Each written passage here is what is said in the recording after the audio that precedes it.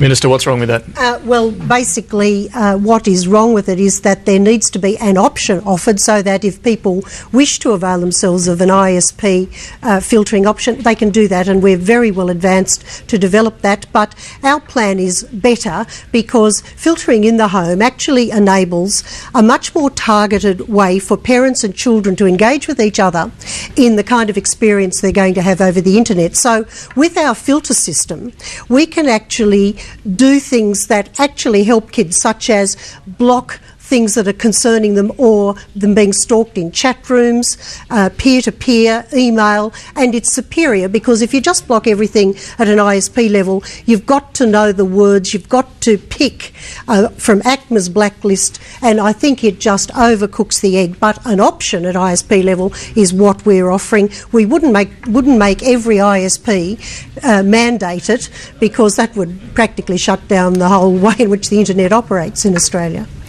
The government has promised during this campaign to spend some $82 million to create a new ABC Kids channel. Will Labor support that?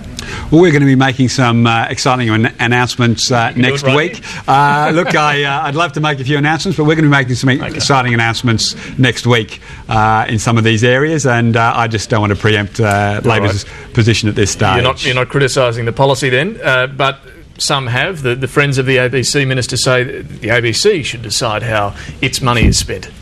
Well, look, the ABC is very well funded. I mean, we have seriously taken up the parlous state that Labor left the ABC, and we now give them $2.5 billion over the triennium, and this year I think they've got another $886 million, and the ABC are properly funded. But this is an appropriate, targeted way to ensure that we drive digital take-up because we think that the ABC is a trusted brand, and we're all about families and making sure that kids can have something that they can watch without necessarily junk food ads.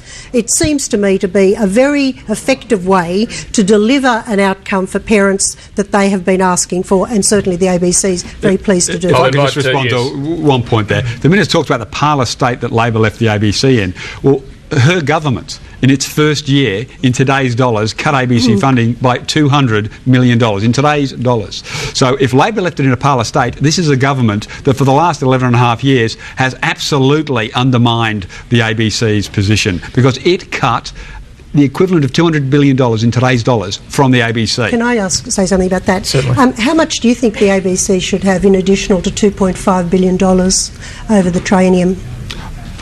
We've made it clear that when you sent in the KPMG to do its hatchet job, it came up with an answer the government were quite surprised by. So it actually said $125 million is what the ABC is currently underfunded to produce the existing program content. So we the government's expect own that hatchet we'll see job, that kind of the government's amount from own Labor. hatchet job on the ABC turned out to say actually the government have got it wrong. Now the government have refused to release this, and as I said a few minutes ago, we'll be releasing some policies on this next week. So we have and I know Helen will be keenly awaiting with press release it is a for fair our question, announcement though. next week. Does that mean the dollars will be returned if you're critical of the money that was removed? What we're saying is that we'll be making some announcements next week, and you can ask it 10 different ways, we will. but we'll be making some... One more on the ABC, though, and I guess both sides of politics are guilty of doing this, political appointments to the board. Can either of you say whether that will stop? Well, we've said up front that there should be a new system. We need to depoliticise the debate about the ABC. We need to stop having this situation where people are arguing that the ABC is heavily politicised by mates being on the board. We said we'll put forward an independent process which advertises, similar to that in the BBC, which advertises and makes recommendations to the Minister on who should go onto the board. So we accept that in the past, with our hand on our heart, we have probably put one or two people that could be described as mates on the board of the ABC. It may be the case. Maybe. But what we're saying is there should be this new independent process. And Kevin Rudd has offered that he will put forward, as part of this process, a chairman that would be endorsed by both sides of Parliament so that we can get bipartisan support, because the ABC is too important an institution to continue to be the political football that it has been. Is that a good idea, Minister? Well, can I just say that it just really seems to remove the political fuss once removed by putting yet another layer, and certainly the Dix report and the way in which the BBC tried to do something like that hasn't removed any of the, the political argy-bargy and allegations about appointments. We think it's important to get the best people for the job. That's what we do. Well, we noticed, Minister, you did slip in a question to Senator Conroy earlier, but we won't count that as one of the two formal questions to each other. So, Minister, if I could invite you to ask your first question to Senator Conroy. Yes. Okay, yes. Well, my first question to Senator Conroy is what are the reasons why Labor has not seen fit to submit its $4.7 billion tax spend on behalf of taxpayers for scrutiny under the Charter of Budget Honesty? Because we've stated up front that the $4.7 billion consists of two components, $2 billion from the Communications Fund and $2.7 billion from the Future Fund. In fact, no one's arguing about that we're underfunding our $4.7 billion. In fact, you've been critical of us because of where we're taking the funds from. There's no argument that Labor's $4.7 billion is a straight-up $4.7 billion from those two places.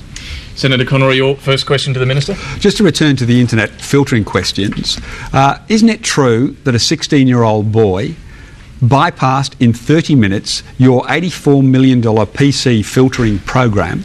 And isn't it true that you're wasting a further $18.3 million in taxpayers' dollars advertising these filters that a 16-year-old schoolboy has humiliated you with? And will you now commit to implement a mandatory system of ISP filtering that will guarantee that parents will not be receiving this sort of child pornography and these images coming into people's homes?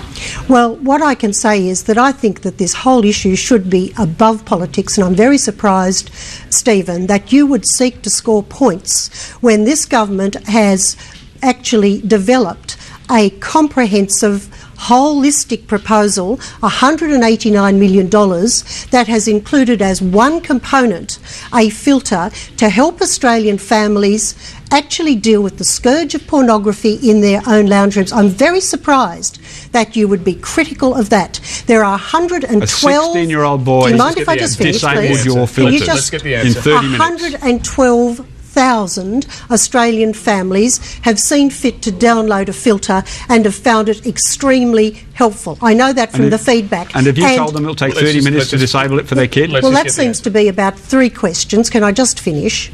The person to whom you refer had a piece of software that bypassed the computer because he had administrative functions. He certainly did not disable the filter, and he is now working with Microsoft to ensure, and it's, so far it's the only one I've known of, that this won't be happening with people who are using the filters. But no one has said that it's a silver bullet. It's one of the things, together with education and awareness and help for families, and we will not step back from helping Australian families deal with this issue in the very best and most effective ways we can.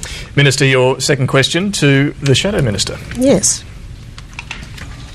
Yes, given you've pledged to use the entire Communications Fund of $2 billion on your metro network, how will Labor provide affordable broadband to those who miss out? How much will it cost, and how will it be? When will it be available?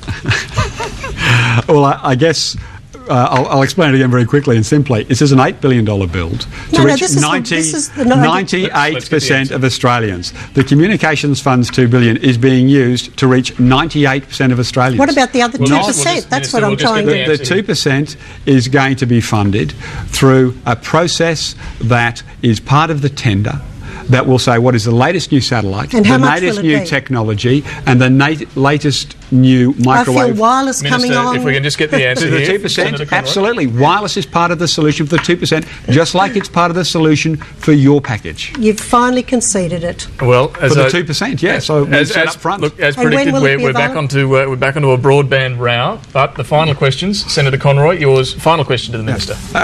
Minister, the OECD recently stated that Australia's small businesses face the third highest telecommunication costs in the OECD, behind the Czech Republic and Poland.